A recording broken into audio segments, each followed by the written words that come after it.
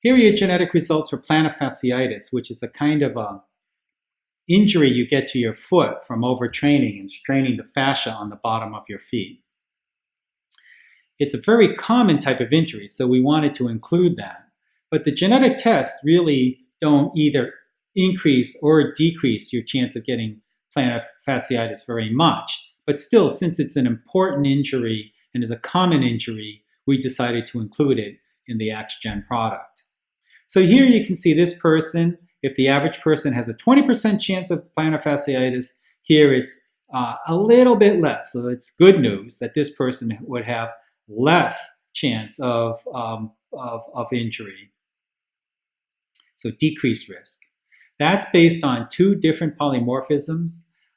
Single nucleotide polymorphism is a spot in your nucleotide sequence where people can have different nucleotides. So at the first one, RS6205, you can have either a C or a T, and this person had a C on one strand and a T on the other strand. T is the risk allele, and in this case, the risk allele gives you just a 4% increased risk. The second spot polymorphism is RS32, and here the options are either a C or a T at this position in the nucleotide sequence.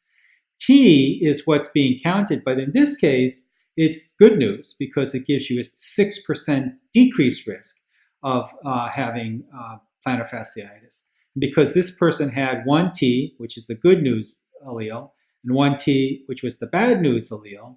So this is 6% decrease. This is a 4% increased risk. They almost cancel each other out, and there's just a tiny decrease risk left over. But since it's a very important and common injury, we give you prehabilitation exercises that you can use to try to reduce your risk of getting plantar fasciitis. If you have questions, send us an email at contact us. Otherwise, train smart to play hard.